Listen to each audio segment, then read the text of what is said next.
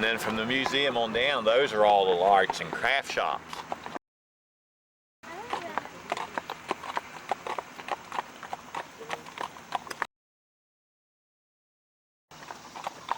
That's actually the Sulphur Spring down there.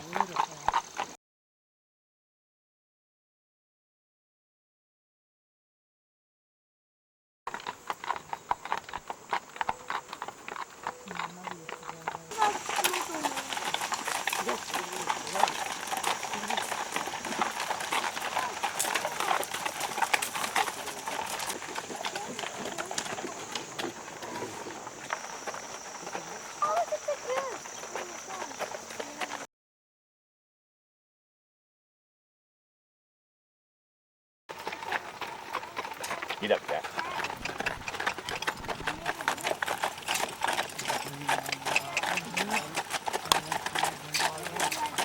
Get up there.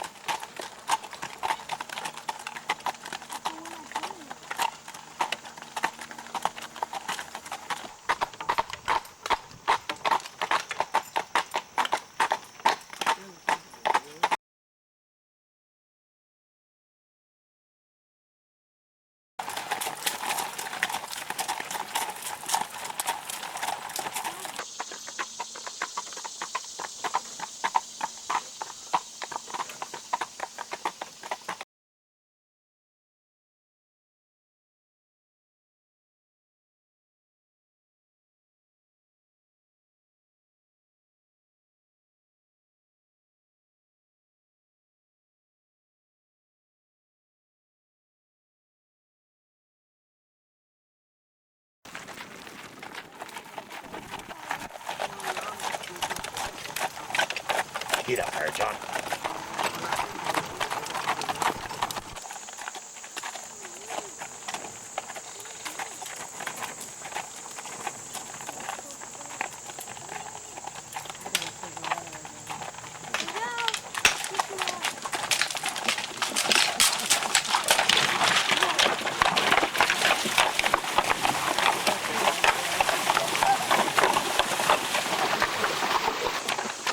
Get up, John.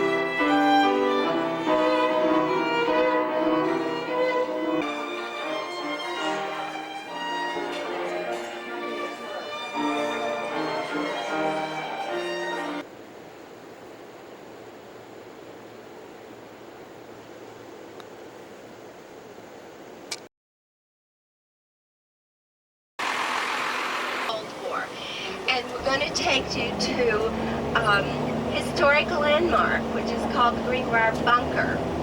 Now, in looked up one definition for a bunker, and it's an protective embankment surrounded by concrete. I like to use that one because that's exactly the type of bunker we're going to be in. You will be surrounded by 5 feet of concrete at all times. Now we're about to exit here. The main gate looks straight ahead across with the railroad, and you will see a red building. Can you see it through the trees there? That used to be the C&O train depot. They've converted it into the Christmas shop now. But there's still a train running there, and so at that time, if there would have been, and you'll see a service entrance, which would lead into one entry point. There are 4 entry points into the bunker. And again, on your right, coming up the hill here, we're going to pass a big white building. Maybe some of you know that's the Greenbrier Clinic, world-renowned.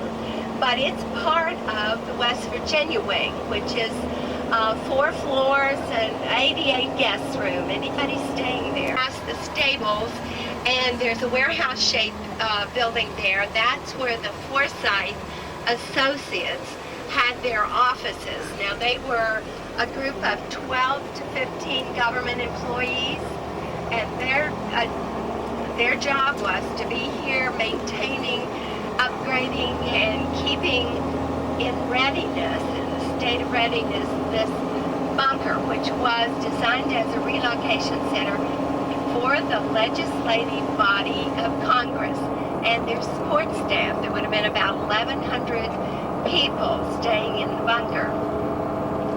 We're going up the service entrance, and one of them, and we're going to enter the west tunnel entrance. But when you get off the bus, please take out safely. There's just a few things I want to tell you about. Rise up out of the ground as much as 75 feet. Now behind that is a very large tree-like smokestack, famous green, but that's where the emissions escape from the bunker, which has always been here. That was to deter anybody from going into the facility.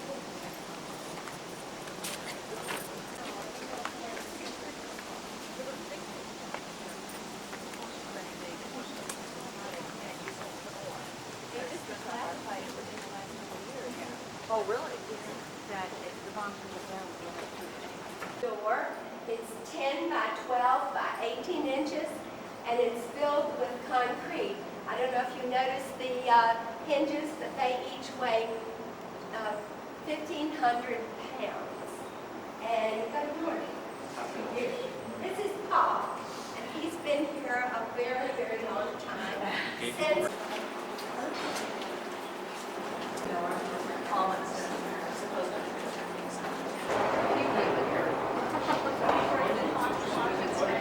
Filter and everything. This is where you get showered. Yeah. spring.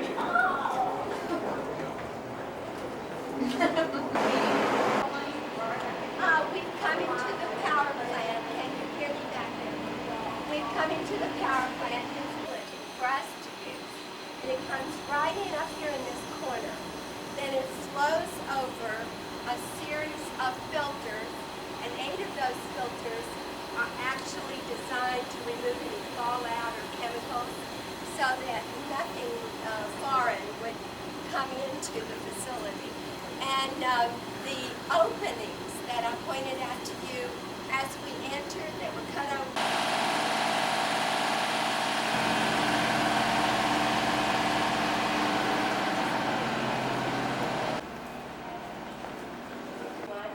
Ready for any little alert in 62, and so it took 3 years.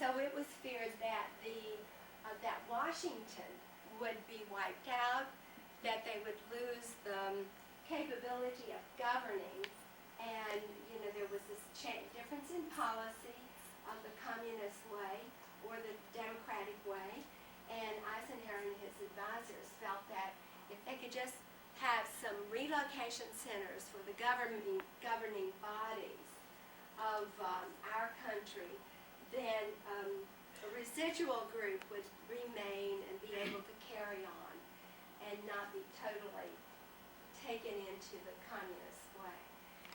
Or this is where they would roll in a camera and could film. And they had 4 of these big murals. This one's a fall mural. On the back of this is a White House with green leaves. So they had 2 others. We don't have them.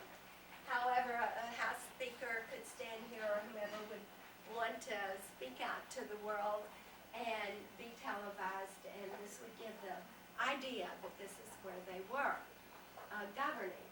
But they would, inform the people of plans, inform the people of what had occurred probably.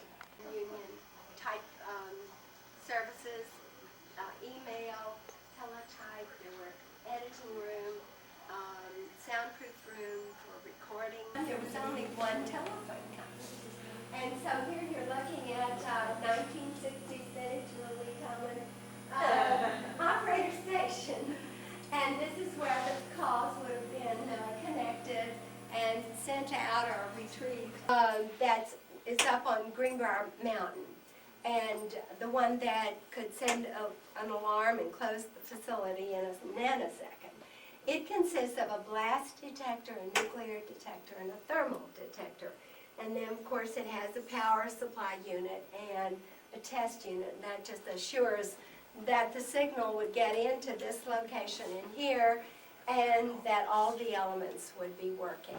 Over there, and here's where the monitor where we would have shown up on TV anytime we pass a camera, and they're always pointed at the entry points.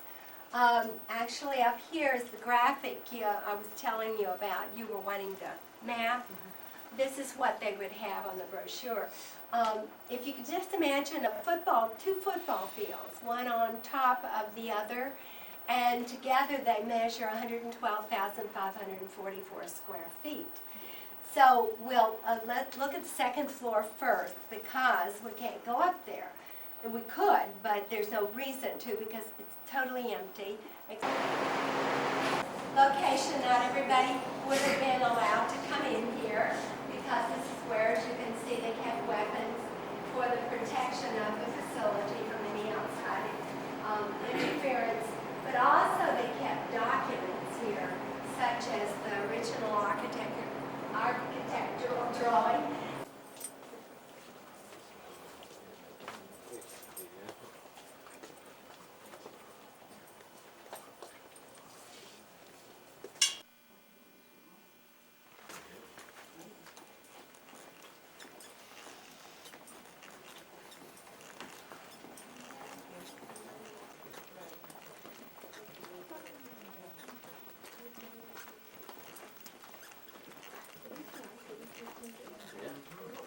Then we have a handicap bath, ICU, on down here. We've come into the dining room where about 1,100 people would have been fed